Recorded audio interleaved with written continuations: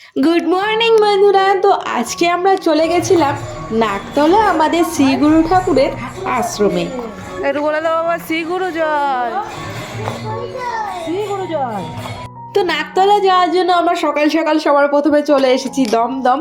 তো আমাদের মধ্যমগ্রাম থেকে শিয়ালদা লোকাল ধরে দমদমে এসে এখন আমরা চলে এসেছি মেট্রোর টিকিট কাটতে। তোমাদের দাদা ভাই আমার শ্বশুরমশাই দুজনেই গেছে টিকিটের লাইনে দাঁড়াতে, মানে যে আগে পারবে সে আগে টিকিটটা কেটে নেবে আর কি। তো যাই হোক, তারপরে আমরা চলে আসলাম মেট্রোর মধ্যে। তো প্রথমত এসে প্রচণ্ড পরিমাণে ভিড় ছিল, শুধু আমি একাই বসার জায়গা পেয়েছিলাম, আর কেউই বসার জায়গা পাইনি।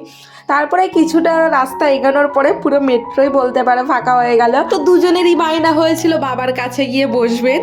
আসলে আমাদের তোজবাবুকে কিন্তু আমাদের চিনি তার বাবার কাছে খুব একটা বেশি ঘেঁচতে দেয় না, কারণ আমাদের চিনি তার পাপাকে খুবই ভালোবাসে। তার পাপাকে শুধুমাত্র সে একা আদর করবে, আর তার পাপা শুধুমাত্র তাকে আদর করবে। তো যাই হোক, দেখতে দেখতে আমরা নেমে গেলাম গীতাঞ্জলি স্টেশনে। বেশ কিছুদিন ধরেই ভাবছি যে ঠাকুরের আশ্রমে যাব, কিন্তু সত্যি কথা বলতে যেতে গেলে ওই সকাল সকাল যেতে হয়, কিন্তু ওই সময়টা থাকে অফিস টাইম, আর ওই সময়টা থাকে ট্রেনে প্রচণ্ড পরিমাণে ভিড়। ওই কারণে আর ঠাকুরের আশ্রমে কটা দিন ধরে যাওয়া হচ্ছিল না। তো আজকে ঠিক করলাম যে যাব, মানে আগের দিন রাতেই মোটামুটি ঠিকঠাক হলো যে যাব।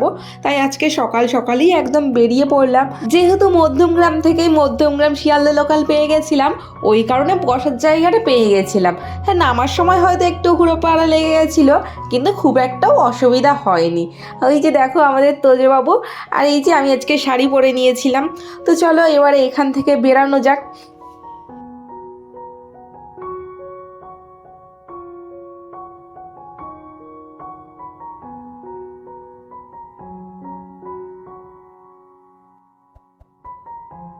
তো স্টেশন থেকে আমরা নেমে পড়েছি।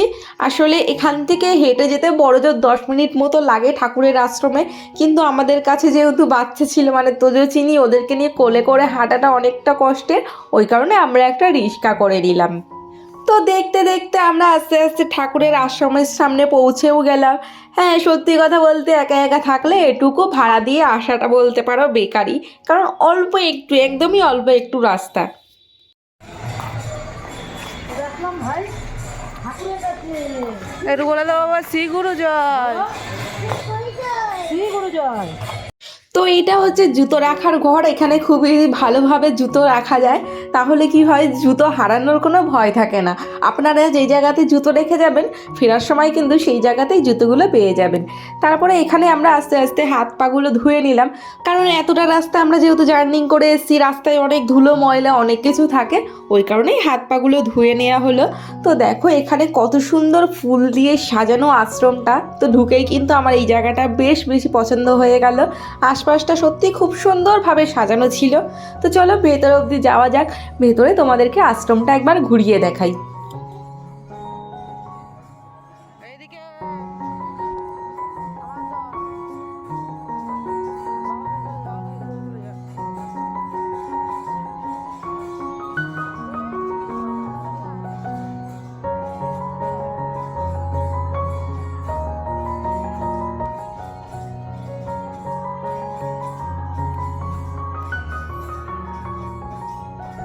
তো এখানে এসে দেখলাম ঠাকুরের নাম কীর্তন চলছে। এখানে কিন্তু সারা দিনই ঠাকুরের নাম কীর্তন চলে। আমরা একবার এসে রাতও কাটিয়েছিলাম, তখনও দেখেছিলাম সারা রাত এরকম নাম কীর্তন চলে। তারপরে চলে আসলাম ঠাকুরের মেন মন্দির। তো এখানে দেখলাম চরণামৃত রাখা আছে, আমরা নিজেরাই সেখান থেকে নিয়ে নিই। তো চলো ঠাকুরের মেন মূর্তিটা তোমাদেরকে একবার দেখিয়ে নিই।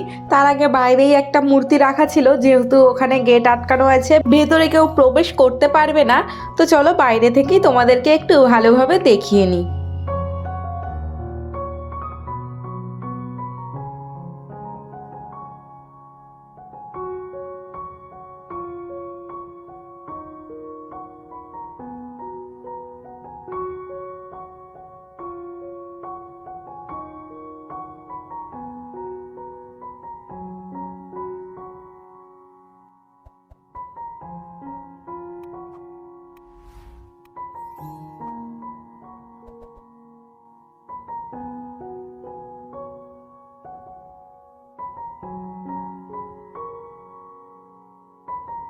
তো আমরা যখন দীক্ষা নিতে এসেছিলাম, আমাদের দীক্ষা কিন্তু এই রুমটাতেই দেওয়া হয়েছিল।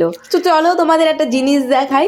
দেখো আমাদের তোজবাবু ঠাকুরকে প্রণাম করছে পুরো শুয়ে পড়ে। আসলে ওর দাদু যেহেতু এরকমভাবে প্রণাম করছিল, তো উনিও এরকমভাবেই প্রণাম করে নিল।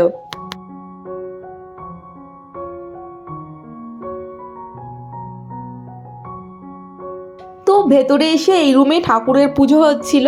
এই রুমে সবাই আসলে ঠাকুরের প্রসাদ বলো, ফুল মালা যাই বলো, এই রুমে এসেই সবাই দিচ্ছিল।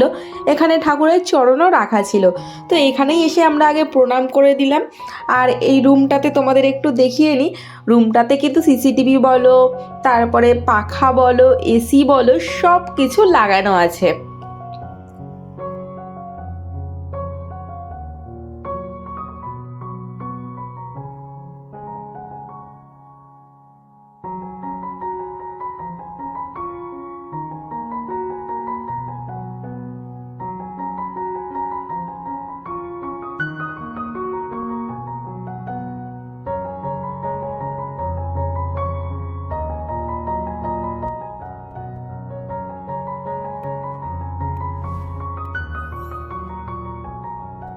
তো দেখো এই রুমটাতে একটা গাড়ি রাখা আছে।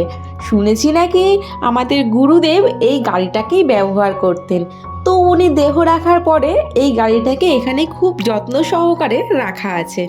আর আমি নিজেও যেহেতু শিওর জানি না, লোকের মুখেই শোনা এই আশ্রমটা নাকি একসময় ব্রহ্মদত্ত বাস করত। সেই স্থান কিন্তু আমাদের গুরুদেব আস্তে আস্তে মানুষের থাকার জায়গা করে দিয়েছেন।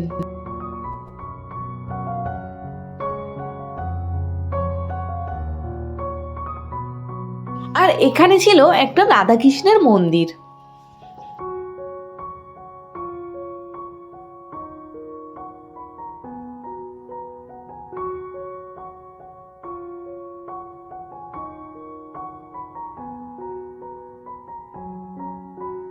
তারপরে চলে আসলাম নাট মন্দিরে।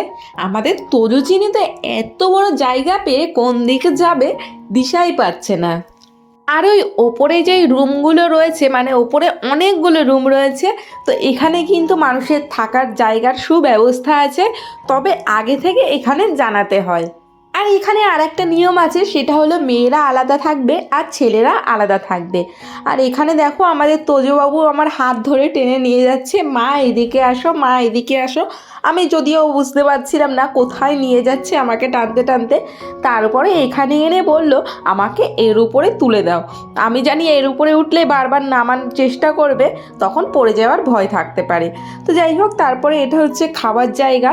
তো আমরা এখন সেই খাবারের জায়গাতেই যাচ্ছি। ভেতরে গিয়ে ভিডিও নিতে পারিনি, কারণ আমাদের তোজো আর চিনি প্রচণ্ড পরিমাণে বদমাইশি করছিল। তোমরা হয়তো অনেকেই দেখেছো যে আমি রোজ রান্নার সময় এক মুঠ মুষ্টর চাল তুলে রাখি। তো সেই চাল কিন্তু মাসে একদিন করে আমাদের বাড়িতে একজন নিতে আসে। তো আস্তে আস্তে সেই চাল এখানে পৌঁছে যায়। এখানে খেতে কিন্তু কোনো টাকা পয়সা কোনো কিছুই প্রয়োজন হয় না। তো যাই হোক, তারপরে আমরা ওখান থেকে বেরিয়ে পড়েছি। মাঝখানে আর ভিডিও নেওয়া হয়নি, ওখানে বেশ কিছুক্ষণ সময় আমরা কাটিয়েছিলাম। তো আমরা এখন বসে আছি গীতাঞ্জলি মেট্রো স্টেশনে। তো ভাবলাম ভিডিওটা তো সেরকমভাবে করা হলো না, এখন না হয় ভিডিওটা একটু নেওয়া যাক। তো এই যে দেখো আমাদের তোজো পুরো ঘুমিয়ে পড়েছে। তো অনেকবার জাগানোর চেষ্টা করলাম, কিন্তু উনি উঠলেন না। আসলে ওখানে সারা দিন চষে বেরিয়েছে, এখন সন্ধ্যা হতে যায়, উনি এখন ঘুমিয়ে পড়েছেন। তো আমরা এখন এখানে দেখো মেট্রোতে বসে পড়েছি। যাওয়ার সময় সবাই মোটামুটি সিট পেয়ে গেছিলাম, খুব একটা অসুবিধা হয়নি। তবে অসুবিধা হয়েছিল আমাদের দমদম থেকে ট্রেনে উঠতে, প্রচণ্ড কষ্ট হয়েছিল, যার জন্য আর কোনো ভিডিও নেওয়া তো দূরেই থাক। তো চলো আজকের ভিডিওটা তাহলে এই অবধি। ভিডিওটা ভালো লাগলে অবশ্যই একটু লাইক শেয়ার কমেন্ট করে দিও। যারা এখনো অবধি চ্যানেলটা সাবস্ক্রাইব করনি তারা প্লিজ চ্যানেলটা একটু সাবস্ক্রাইব করে দিও। পাশে থাকা বেল আইকনটি অবশ্যই ক্লিক করে দিও, যাতে আমি আরও যা যা নতুন ভিডিও ছাড়বো সেই ভিডিও নোটিফিকেশান তোমাদের কাছে পৌঁছে যায়। আর ভিডিওটা যদি আমার ফেসবুক পেজ থেকে দেখে থাকো তাহলে পেজটা কিন্তু অবশ্যই একটু ফলো করে দিও। তো চলো আজকের জন্য তাহলে টাটা, বাই বাই। ভালো থেকো, সুস্থ থেকো।